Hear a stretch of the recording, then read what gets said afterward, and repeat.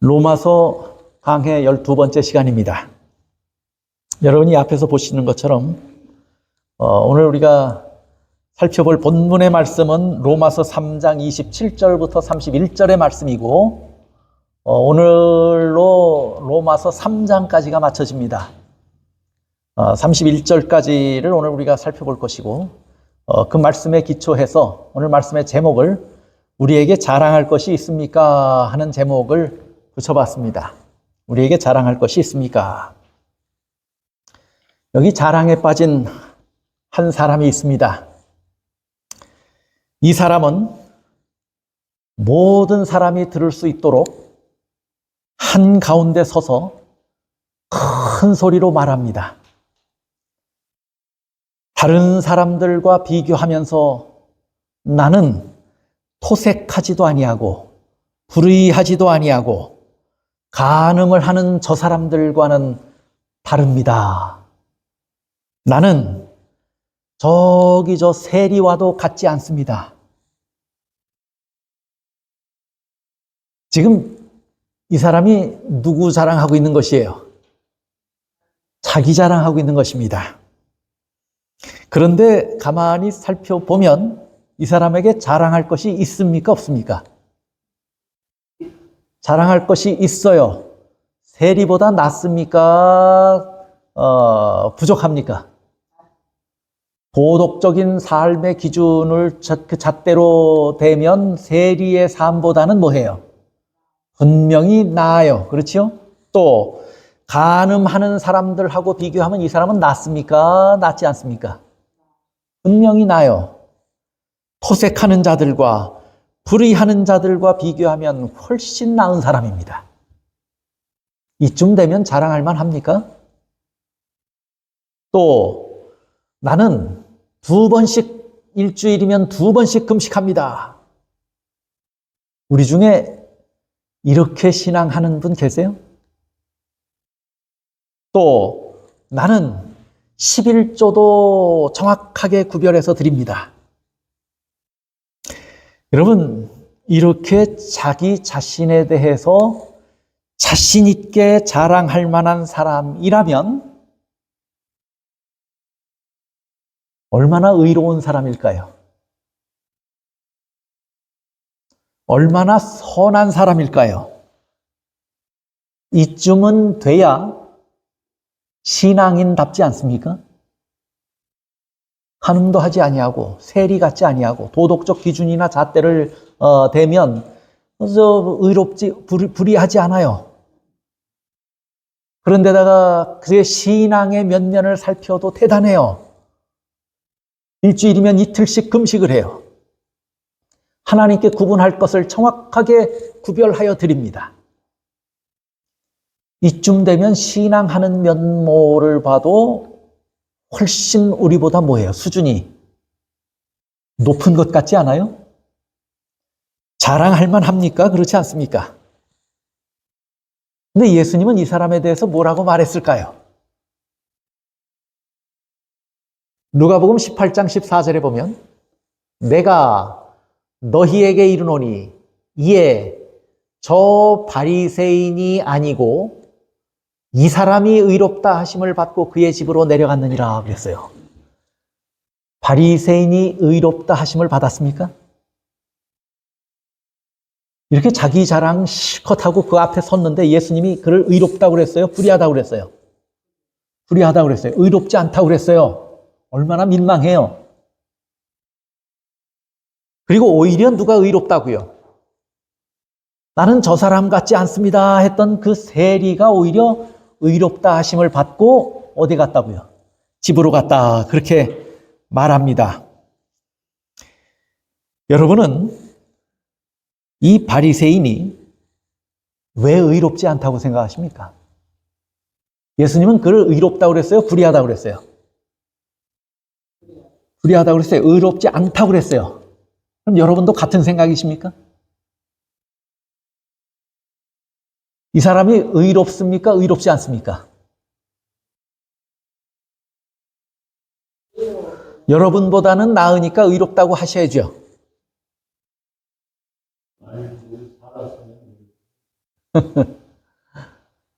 여러분 생각에는 이 사람이 의롭습니까? 의롭지 않습니까? 질문의 의도를 모르니까 대답을 어떻게 해야 할지.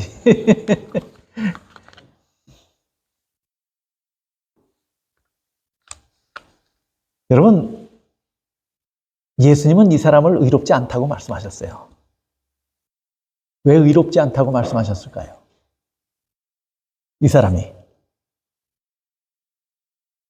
첫째는 이 사람이 자기의 의를 과시하고 자랑하고 드러내고 인정받기 위해서 비교한 사람이 누구예요? 세리예요. 첫째는 이 사람의 의도가 그 시작부터 잘못됐어요.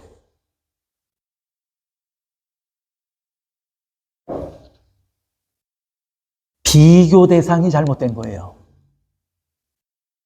잘못한 사람을 붙잡으면 뭐라고 하는지 아십니까? 저 사람은 나보다 더 나쁜데 왜 나만 가지고 그래? 그런 말 해요, 안 해요?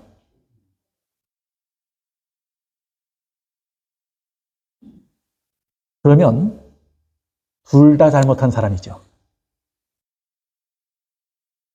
둘 다 잘못한 사람이에요. 아주 작은 촛불이 밝은 태양 앞에 점점 가까워지면 가까워질수록 그 태양의 빛, 그 촛불의 빛은 어떻게 돼요? 빛이 납니까? 빛을 잃어버립니까? 빛을 잃어버려요.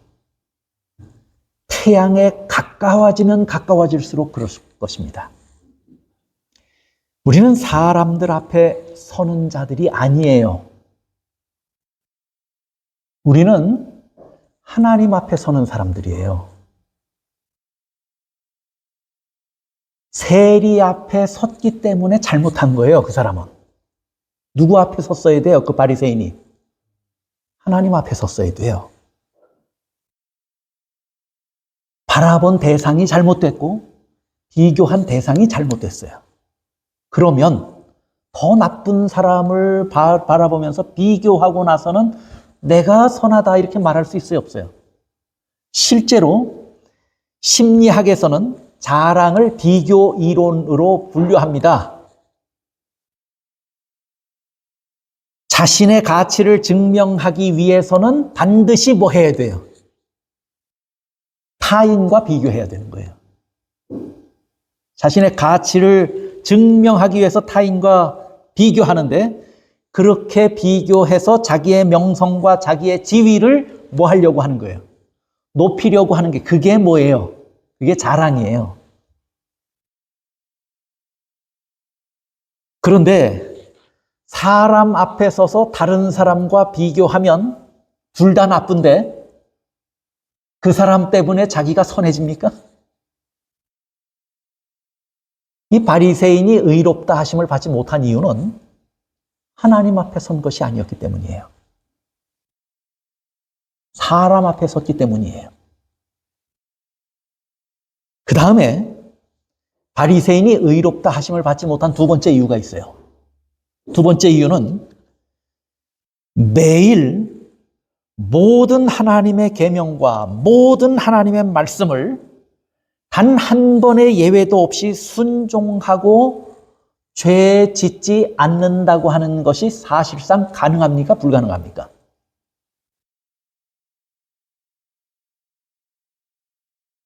그 바리새인도 사도 바울은 죄 아래 갇혔다라고 말할 때 그 바리새인도 포함됩니까? 안 됩니까? 율법 아래라고 말할 때 그 바리새인도 포함됩니까? 안 됩니까? 포함되죠. 그런데 바리새파 사람들의 신학에는 그들이 믿는 믿음에는 이런 것이 있어요. 소위 공로가 될 만한 행위들로 충분한 크레딧을 쌓으면 악행으로 만들어지는 데빗을 상쇄한다. 이 말이 무슨 말이에요? 선한 행동이 악한 행동보다 하나라도 많으면 악한 행동은 다 어떻게 된다는 얘기예요? 덮어진다. 그래서 의롭다 그거예요. 바리새인들의 신학 가운데 그런 주장이 있어요. 그러면 그 사람들은 우리는 선하다고 말할 수 있는 거예요. 그들의 기준, 그들의 신학, 그들의 믿음을 통해서 바라보면 자기네들이 선하다고 주장할 수 있어요. 왜요? 할례 받았고 하나님의 약속의 후손이니까. 둘째는 자기네들이 아무리 살아도 악행보다는 뭐가 많을 거라고요. 선행이 많으니까 악한 것을 덮고도 남는다. 그러니까 내가 뭐 하다는 거예요. 내가 선하다고 하는 것이에요. 그런데 그래서 마태복음에 뭐라고 말하냐면요. 마태복음 5장 20절에 내가 너희에게 이르노니 너희 의가 서기관과 바리새인보다 더 낫지 못하면 결코 천국에 들어가지 못하리라 그랬어요. 예수님께서 하신 말씀이지요. 우리 의가 누구보다 나아야 돼요. 바리새인, 그렇게 생각하고 사는 서기관들과 바리새인들보다는 나아야 돼요. 그러면 의가 그들보다 더 나아야 한다고 하는 말은 무슨 말이에요? 더 나은 의, 그들보다 많은, 더 많은 선행을 그들보다는 더 많이 해야 된다. 그 말입니까? 그들보다는 계명을 하나라도 더 지켜야 된다. 그 말입니까?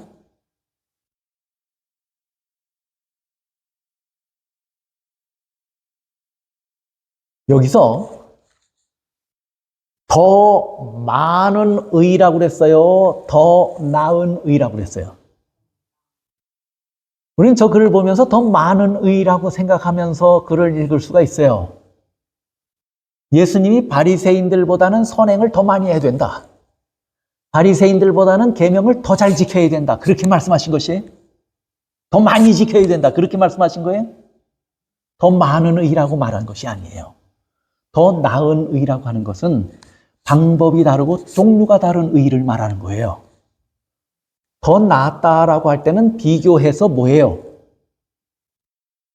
양을 때로는 말할 수 있지만 사실은 양보다는 더 종류가 다른, 종류가 더 나은 것을 말하는 거예요. 그럴 때 더 낫다고 말하는 거예요.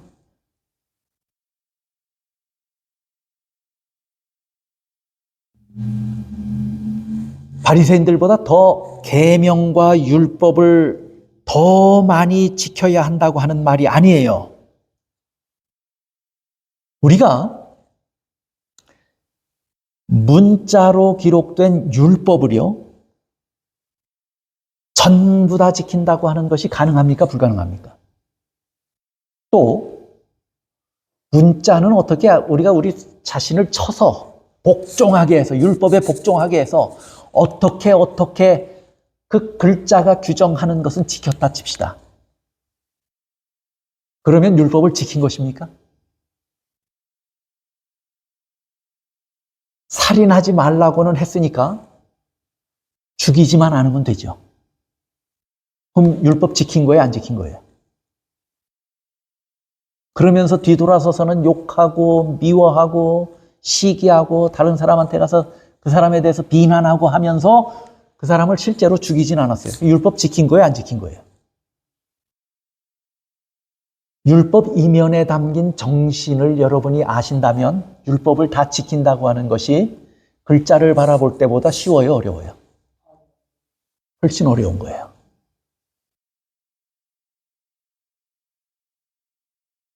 그걸 지킬 능력이 우리에게 있습니까? 없습니까? 없어요. 지킬 능력도 없고 실제로는 여러분이 그것까지, 그 정신까지 기억하면서 그걸 지키려고 하는 의지도 사실 없어요, 우리에게. 능력만 없는 것도 아니고 그것까지 바라볼 의지도 없어요, 우리에게. 그러면 그런 방법으로는 의로워질 수 없으니까 다른 방법으로 의로워져야 된다고 가르치고 있는 거예요. 그렇죠? 그래서 오늘 본문의 말씀을 보면 이렇게 말해요. 우리에게 자랑할 것이 있습니까? 있다고요, 없다고요? 있을 수 없어요. 왜요? 여러분 율법 지켜요, 안 지켜요? 못 지키죠. 율법의 정신까지 지켜요? 못 지켜요. 바리새인들보다 더 잘 지킵니까? 못 지켜요. 그래서 더 나은 의를 말씀하셨는데 그렇게 하십니까? 로마서 5장 27절 오늘 본문의 말씀입니다. 그런즉 자랑할 때가 있느냐? 자랑할 것이 있습니까? 없습니까? 없어요. 무슨 법으로냐? 율법으로 해요, 안 해요? 법에 비추어 보면 우리가 자랑할 게 있어요, 없어요?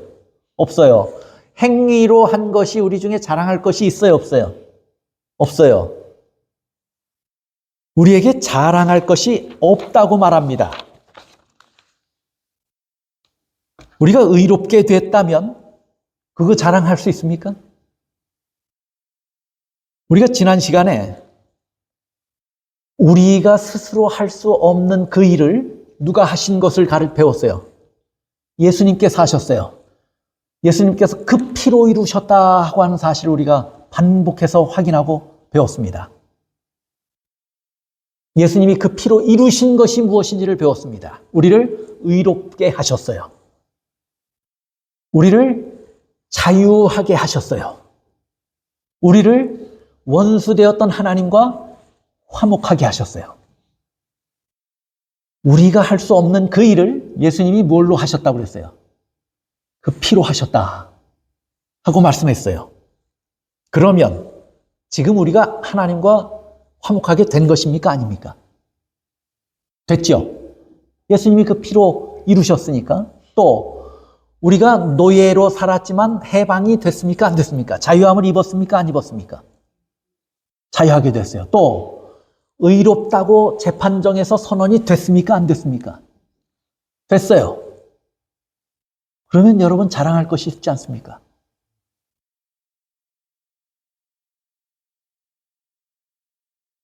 그렇게 다 되었음에도 불구하고 우리에게는 자랑할 것이 있다고요, 없다고요? 그렇게 다 되었어도 우리에게는 그런즉 그렇게 다 되었은즉 우리에게는 자랑할 것이 있을 수 없다고 말합니다. 왜 자랑할 것이 없을까요? 왜 자랑할 것이 없다고 말할까요?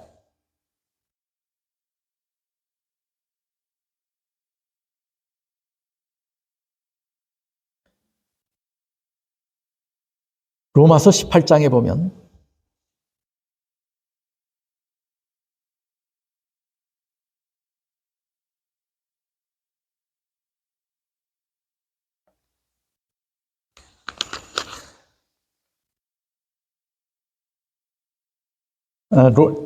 누가복음이에요. 제가 이 순서를 따라서 다시 하겠습니다. 우리가 그리스도의 피로 의롭게 됐고 해방됐고 하나님과 화목하게 됐지만 본래 우리는 어떤 사람이었어요? 본래 우리는 죄인이었어요. 그렇죠? 그래서 자랑할 것이 없어요. 법으로도 안 되고 행위로도 안 돼요. 자랑할 것이 우리에겐 없어요. 우리는 하나님을 경외하지도 않아요. 죄 아래 갇혀 있었어요. 의롭지 않았어요. 우리가 지난 시간에 확인했지만 보는 대로 죄 짓습니까? 안 짓습니까? 보는 대로 죄 져요. 또 말하는 대로 죄 져야 안 져요. 입이 열렸는데 보니까 열린 무덤 같았다고 그랬어요. 그렇죠? 그 다음에 두 발이 행하는데 보니까 뭐 해요 또? 두 발이 가는 곳마다 죄 져요, 안 져요? 죄 져요. 이미 로마서에 그 사실을 자세하게 기록을 했어요. 그러면서 뭐라고 말씀했냐면 선한 구석이 있다고요, 없다고요? 없다고요. 하나님을 찾지도 않아요. 죄 아래 있습니다. 율법의 저주 아래 있습니다. 정죄받았습니다. 그래서 사실은 우리도 어떻게 해야 하냐면 이렇게 세리처럼 해야 돼요. 누가복음 18장, 아까 로마서 18장이 아닙니다. 누가복음 18장 13절. 세리는 멀리 서서 감히 눈을 들어 하늘을 쳐다보지도 못하고 다만 가슴을 치며 말하되 하나님이여 불쌍히 여기소서 나는 뭐라고요? 죄인으로서이다. 자랑해야 합니까? 죄인이라고 하나님 앞에 서서 고백해야 합니까? 자랑할 것이 있다고 그랬어요? 없다고 그랬어요?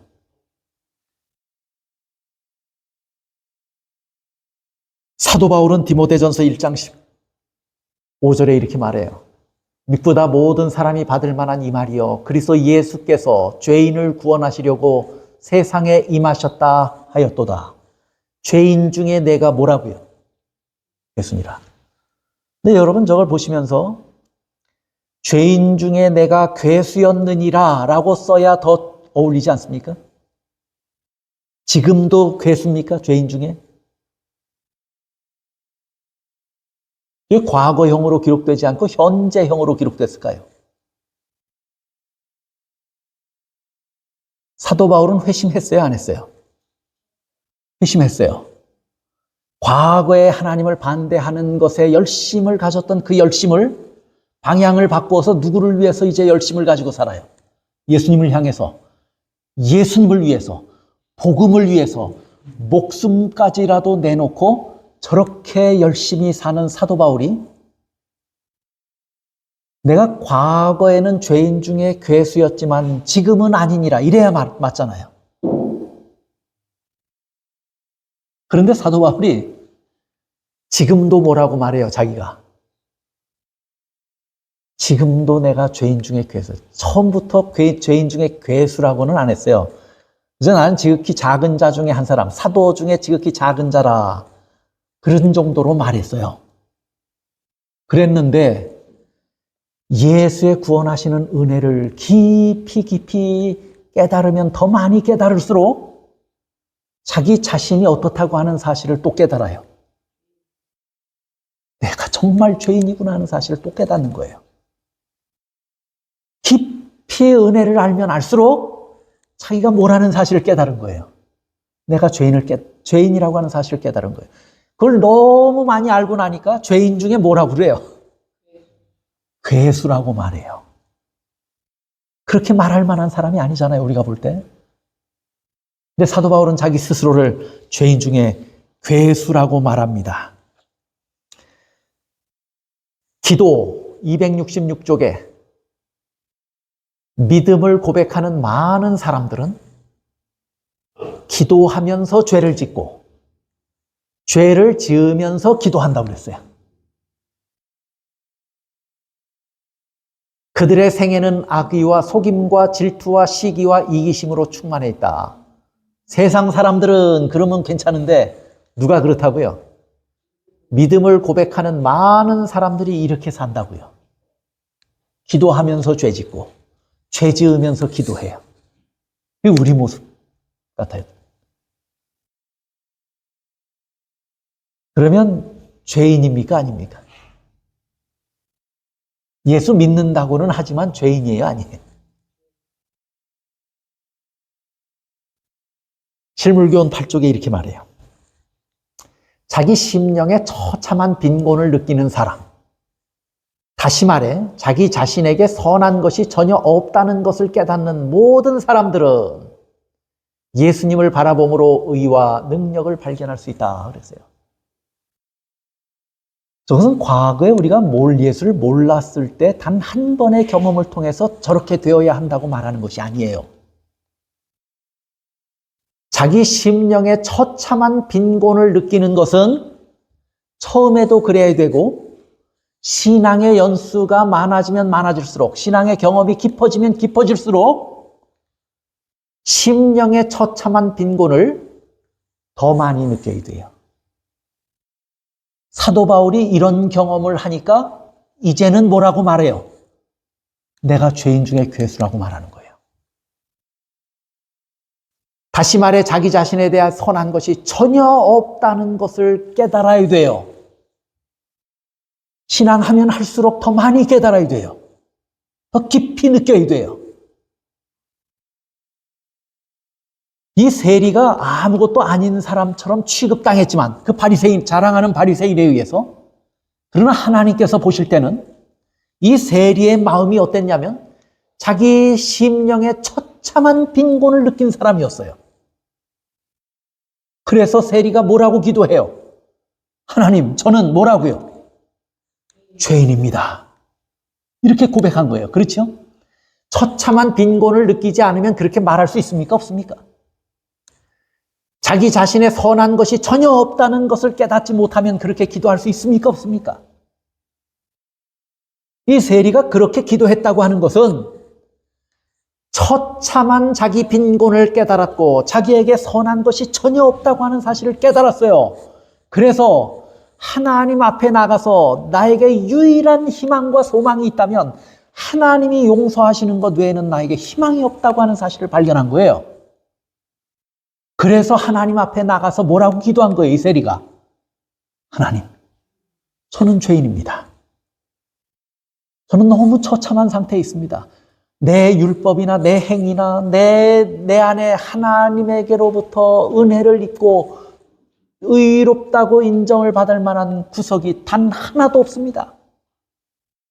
하나님, 저는 죄인입니다.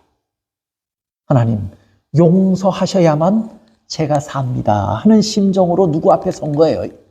이 세리는 하나님 앞에 섰던 거예요.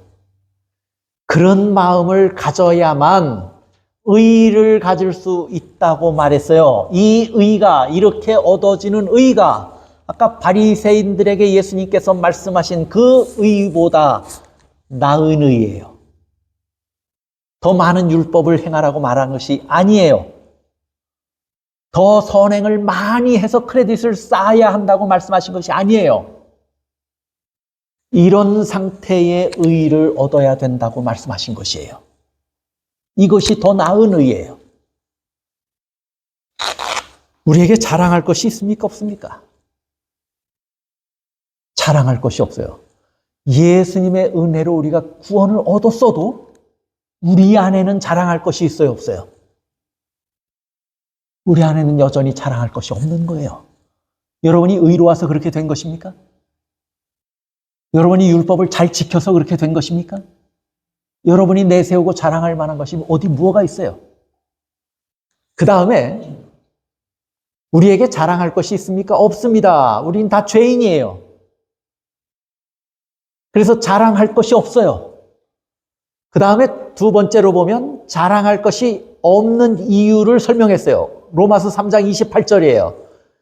자랑할 것이 없는 죄인임에도 불구하고, 우리가 죄인임에도 불구하고 죄 아래 율법 아래 있을 때 예수님께서 그 피로 말미암아서 우리를 뭐 하셨다고 그랬어요? 의롭게 하셨다고 그랬어요. 그러면 우리가 율법을 지켜서 의롭게 된 것입니까? 은혜로 된 것입니까? 은혜로 된 것이에요. 우리가 선행을 쌓아서 하나님 앞에 인정받고 사탄의 올무에서 벗어나서 선한 사람이 되었습니까? 만약에 그렇게 되었다면 저나 여러분이 한 것이에요? 은혜입니까? 은혜예요. 순전히 은혜 때문에 이루어진 일을 가지고 마치 자기에게 무엇이 있어서 그런 양, 그런 일이 이루어진 양, 그렇게 말한다면 그것이 어리석은 이 바리새인 같이 뭐 하는 사람이에요? 자기 자랑하는 사람에 불과해요.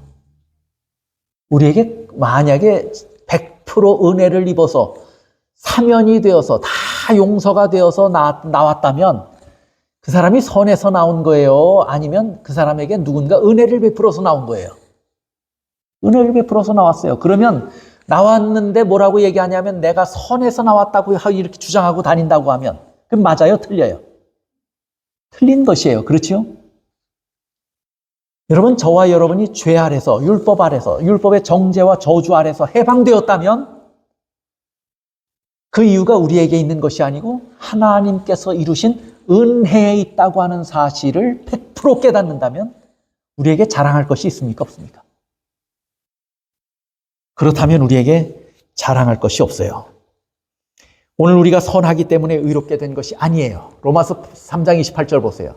그러므로 사람이 의롭다 하심을 얻은 것은 율법의 행위에 있지 않고 그랬어요. 율법의 행위에 있지 않다고 말씀합니다. 여러분이 의롭게 되고 구원 얻은 것은 율법의 요구를 순종했기 때문에 의로워진 것이 결코 아닙니다. 여러분이나 저나 율법의 문자의 요구를 다 순종하지 못해요. 율법의 정신을 따라서 다 순종하며 살지 못해요. 생각해 보세요. 정직하게 한번 대답을 해보세요. 스스로 내가 마음을 다하고 뜻을 다하고 힘을 다하고 목숨을 다하여 첫째 계명이에요. 주 너희 하나님을 사랑하라.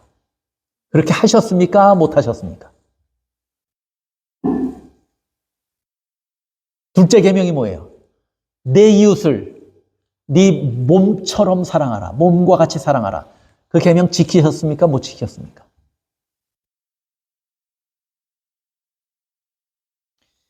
계명, 10계명으로 기록된 문자는 고사하고 그건 뭐 어떻게 해서라도 뭐 조금은 흉내를 내고 그렇게 살았는지 몰라도 그 계명의 근본 정신으로 들어가서 우리에게 요구하신 하나님의 명령을 살펴보면 참 부끄러워서 어디 쥐구멍이라도 있어야 찾아 들어가지 하는 그런 형편에 있는 것이 사실 우리의 모습이에요. 그런 계명을 가만히 생각해 보면 참 멀다 하는 생각을 합니다. 그런데 하나님을 사랑하는 것에 대한 계명은 네 가지로 10계명은 구분했지만 사실은 그 정신을 따라서 규정한다면 100가지도 넘을 거예요. 그렇지 않습니까? 100가지도 넘게 규정할 수 있을 거예요. 하나님의 사랑이 하는 것이 무엇인지를 낱낱이 우리의 생활 가운데서 정의를 한다면 100개도 넘게 쓸 수 있을 거예요. 그 중에 99개는 지켰다 손 쳐봅시다. 그럼 많이 한 거예요? 적게 한 거예요?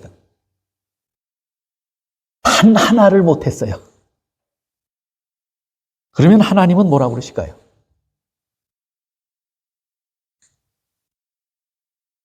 야고보서 2장 10절. 누구든지 99개의 율법을 지키다가 하나를 범하면 뭐 한 거예요? 모두 범한 것이다. 그러니 율법을 지킨다고 하는 것은 사실 불가능한 거예요. 우리의 힘으로도 능으로도 되는 일이 결코 아닙니다. 누가 과연 이렇게까지 말씀하는데 하나님의 율법을 다 지켰다고 말할 수 있겠습니까? 그런데 우리가 지난 시간에 아주 깊이 묵상을 했어요. 하나님이 그런 우리를 사랑하셔서 뭐 하셨다고요? 죄에서 우리를 구하셨어요. 의롭게 하셨어요. 하나님과 화목하게 하셨어요. 그런데 율법의 행위로 한 것이 아니고 선한 것이 있어서 그렇게 이루어진 것이 아니고 그 피로 이 모든 것을 이루었다라고 분명하게 말씀했어요. 그러면 이 일이 이루어지는데 저나 여러분이 기여한 바가 있습니까? 없습니까? 율법의 행위로 안 돼요. 해도 안 돼서 안 되는 율법의 요구를 하나님이 피로 갚으셨다면 우리가 그 일을 여러분이 십자가 곁에 가보기라도 하셨어요? 거기서 뭐 예수님의 땀을 한번 닦아드려 본 적 있습니까? 여러분이 예수님이 십자가 지는데 하신 일이 있어요? 없어요?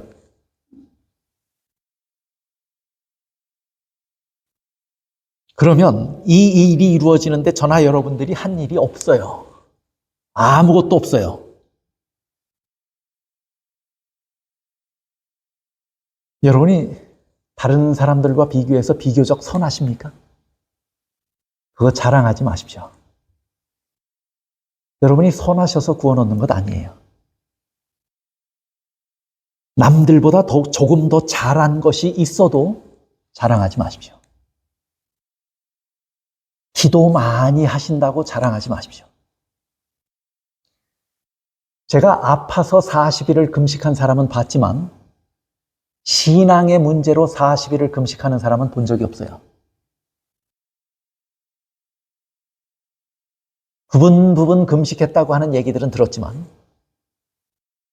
그러나 저나 여러분이 혹 굳은 결심을 가지고 40일을 금식했다고 할지라도 그것마저도 자랑하지 마십시오. 앞으로 혹시 그런 일이 있다 하더라도. 어떤 분들은 흔히 내가 거듭났다고 말씀하시는 분들이 있어요. 그런데 저는 그런 말씀을 들으면 실제로 그런 일들이 저분에게 일어났으면 좋겠다 하는 마음을 갖습니다. 그것이 자랑처럼 들려지지 않기를 바라는 마음이 있습니다.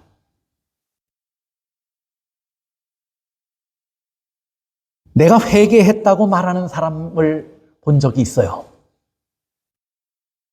저는 그 말을 들을 때 저 앞에 와서 나는 회개했습니다라고 고백하지 말고 오히려 골방에 들어가서 한 번 더 하나님 앞에 저는 죄인이로소이다라고 고백하기를 바라는 마음이 있습니다.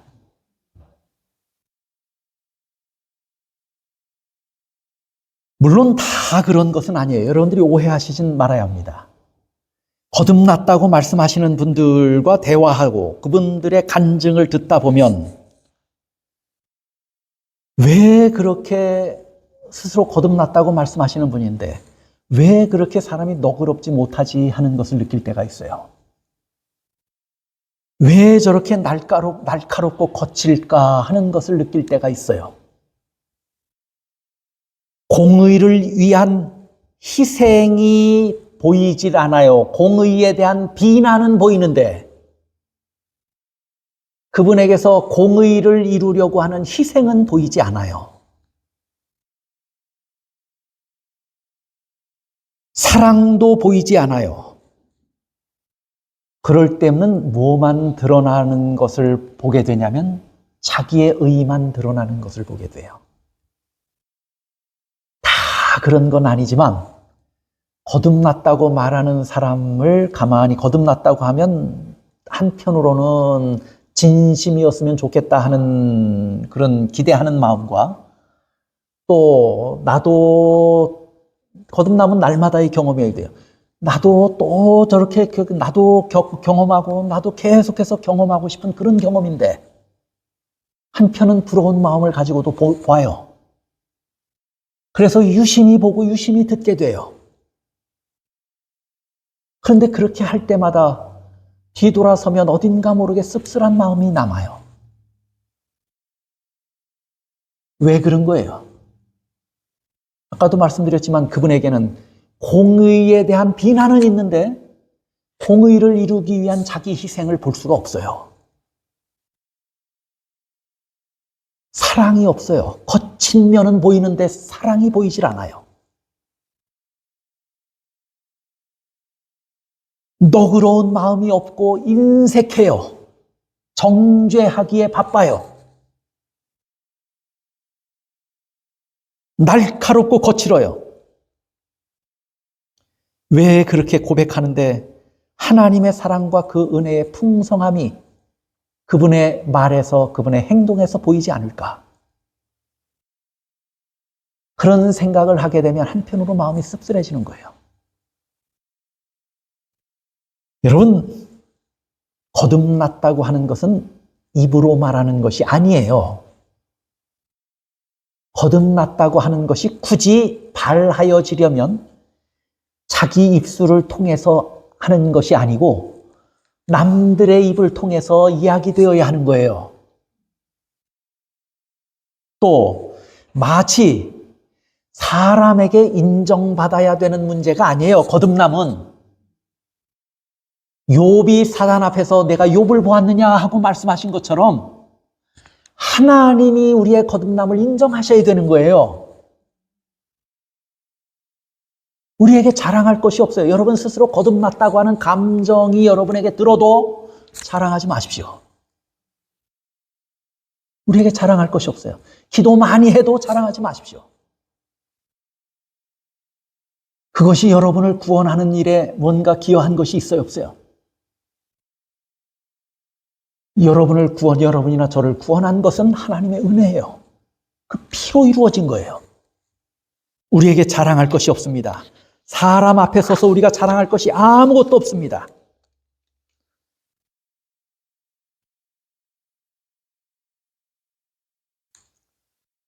그래서 에베소서 2장 8절 9절에 뭐라고 말씀하시는지 보세요. 너희는 그 은혜에 의하여 믿음으로 말미암아 구원을 받았으니 그랬어요. 은혜로 구원 얻은 것입니까? 믿음으로 구원 얻은 것입니까? 이 문장을 잘 이해하셔야 돼요. 너희는 그 은혜에 의하여 믿음으로 말미암아 구원을 받았으니, 그러면 은혜로 받았다는 거예요. 믿음으로 받았다는 거예요. 믿음으로 받았다면 그것도 때로 뭐가 될 수 있어요? 자기 자랑이 될 수 있고 자기 공로가 될 수 있어요.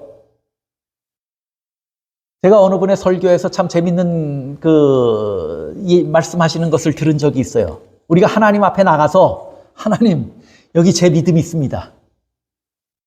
자기가 구원 얻어서 하늘문을 통과하는데 필요한 뭐예요? 마치 근거가 되는 양 믿음을 꺼내놓고 하나님 여기 제 믿음이 있습니다 하고 꺼내놓는다는 거예요, 사람들이. 그것 때문에 구원 얻은 것입니까? 보세요. 말미암아라고 하는 것은 방법이에요, 방법. 의하여라고 하는 말은 때문에라고 하는 말이에요. 원인이에요. 근본적인 원인이 되는 거예요. 우리의 구원을 이루신 분이 누구예요? 예수님이에요. 그러면 은혜로 구원이 온 것입니까? 믿음으로 온 것입니까? 은혜로 온 것이에요. 여러분이 죄에서 자유하게 되었다면 은혜 때문입니까? 믿음 때문입니까? 은혜 때문이에요. 은혜가 없었다면 우리가 아무리 믿습니다 해도 이루어져요, 안 이루어져요? 안 이루어질 일이에요. 은혜가 아니라면 믿음은 소용없는 일이에요. 그렇죠? 그러면 우리의 구원을 이루시는 일에 있어서 근본적으로 그 근원을 이루신 분이 누구예요? 예수님이에요. 그래서 믿음이라고 하면 하나님의 선물이라고 말할 수 없어요, 구원이. 내 믿음 때문에 그렇다면.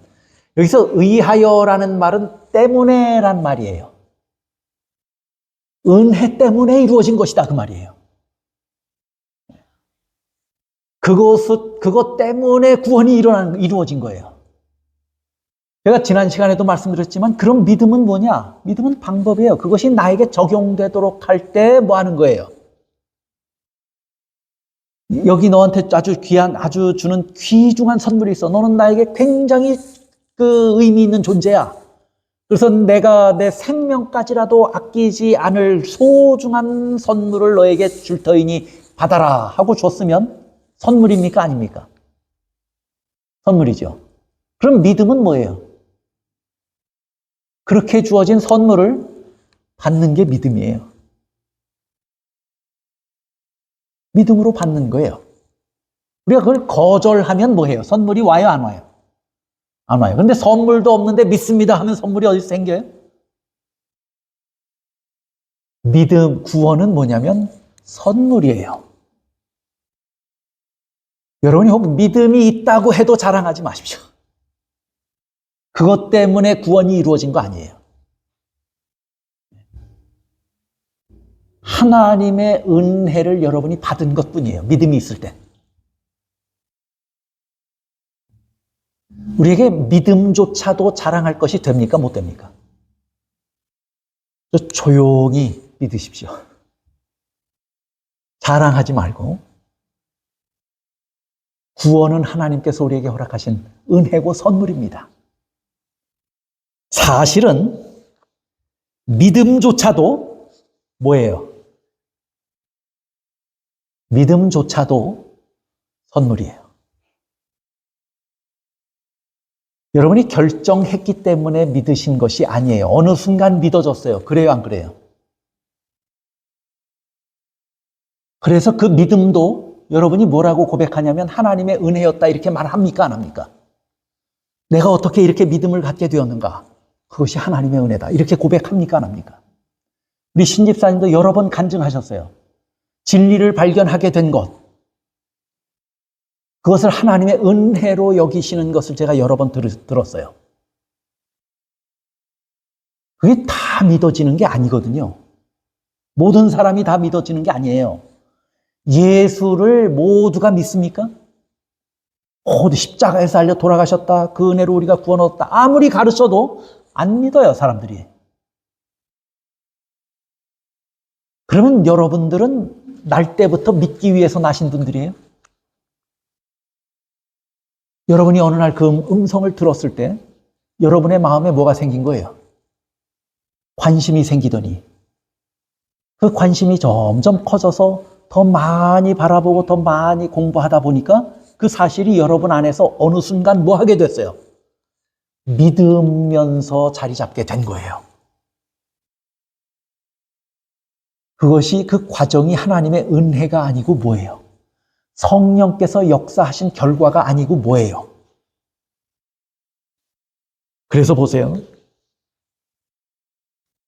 Signs of Times, 미주시조 1898년 5월 19일자.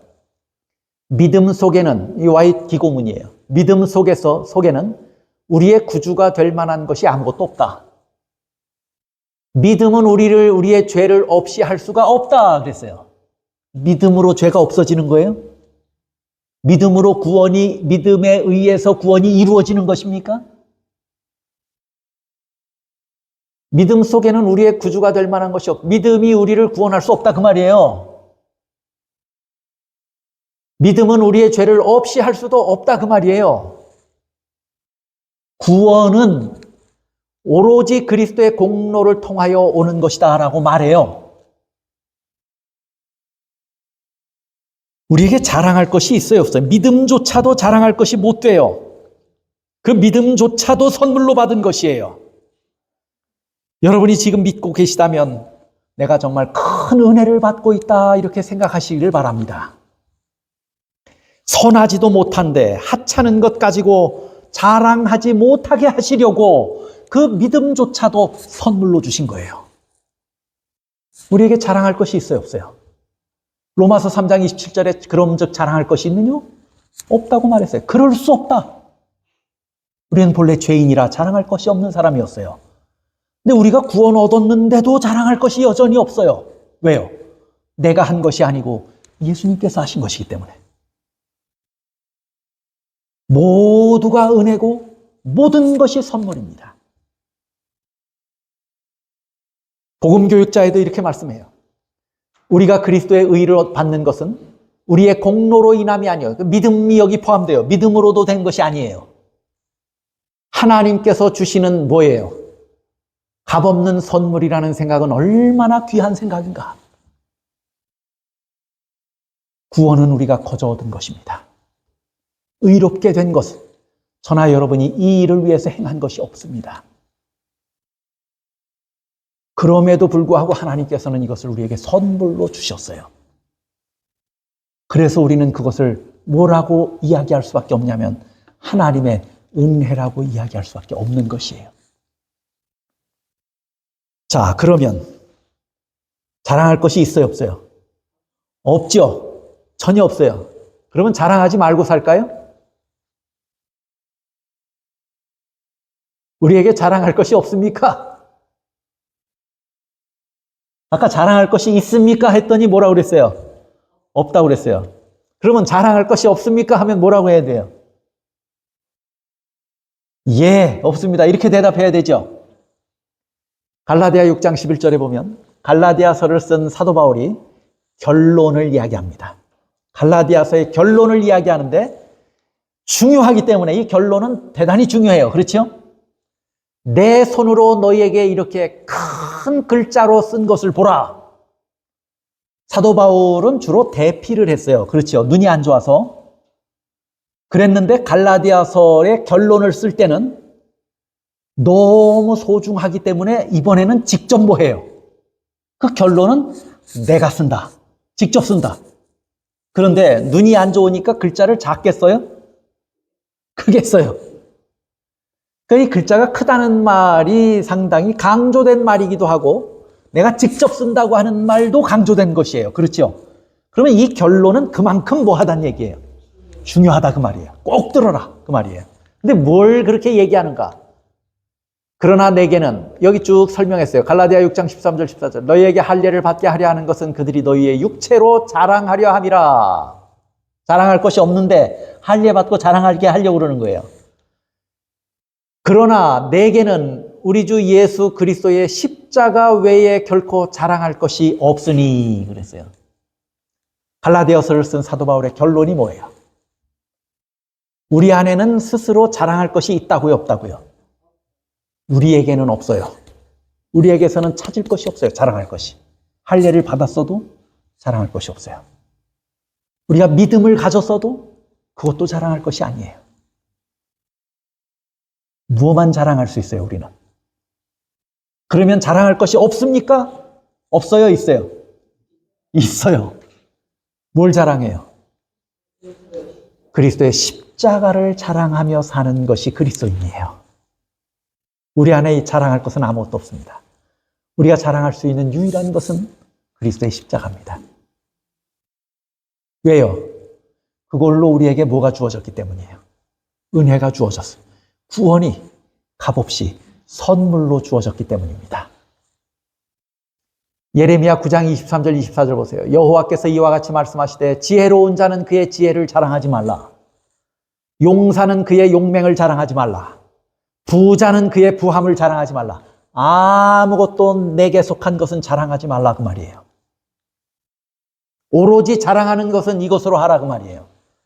자랑하는 자는 이것으로 자랑할지니 곧 명철하여 나를 아는 것과 나 여호와는 사랑과 정의와 공의를 땅에 행하는 자인 줄 깨닫는 것이라. 우리에게 자랑할 것이 있습니까, 없습니까? 있어요. 뭘 자랑해야 돼요? 사도 바울의 간증처럼 그리스도의 십자가를 내가 자랑해야겠다 하고 말해요. 다른 건 자랑할 것이 없다고요. 예레미야서에도 분명히 말씀했어요. 이것은 누구의 말이라고요? 여호와의 말씀이니라 하고 말했어요.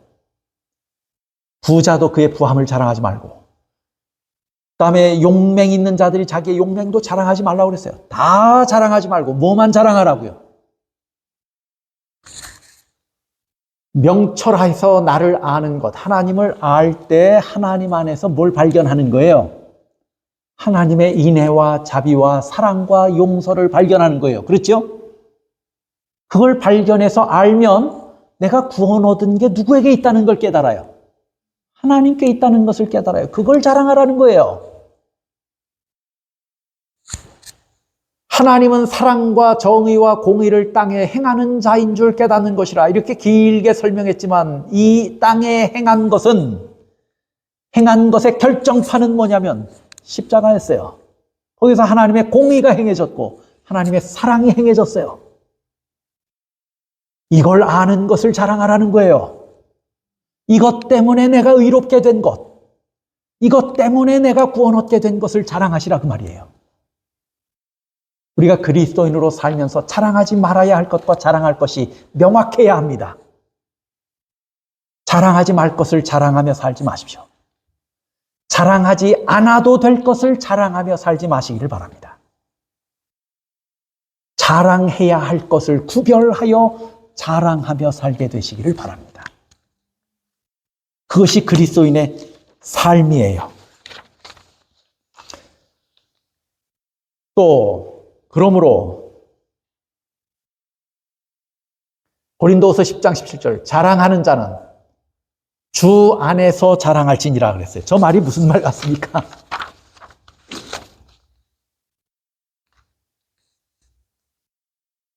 자랑하는 자는 나 대신에 주님을 자랑할지니라 그 말이에요. 자랑하는 사람은 나 대신에 누굴 자랑하라고요? 주님을 자랑하라 그 말이에요.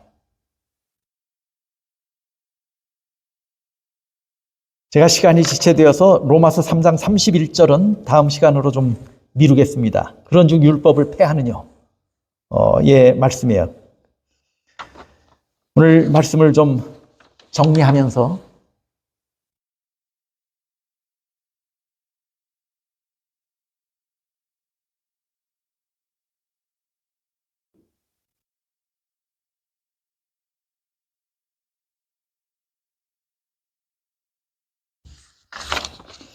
시편 40편 2절의 말씀을 좀 봉독합니다. 나를 기가 막힐 웅덩이와 수렁에서 끌어올리시고 내 발을 반석 위에 두사 내 걸음을 견고하게 하셨도다. 누가 그렇게 하셨다는 겁니까? 하나님이 그렇게 하셨다는 것이에요. 이 시편 기자의 고백이고 시편 기자의 간증이에요. 깊은 웅덩이와 수렁에 있었을 때 누가 나를 끄집어내셨어요? 하나님께서 나를 끄집어내셨다고 고백합니다. 이사야 51장 1절에 의를 따르며 여호와를 찾아 구하는 너희는 내게 들을지어다.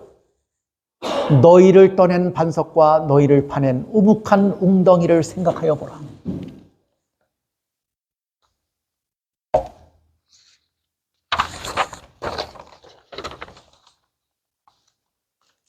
그런즉 우리에게 자랑할 것이 아무것도 없다고 하는 사실을 우리가 깊이 깨달아 알게 되시기를 바랍니다.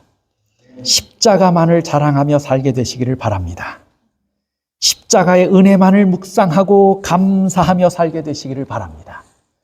우리를 퍼낸 우묵한 웅덩이와 구덩이를 생각해 보시며 그 안에서 우리를 하나님의 은혜가 어떻게 우리를 구해내셨는지를 깊이 묵상하며 살게 되시기를 바랍니다.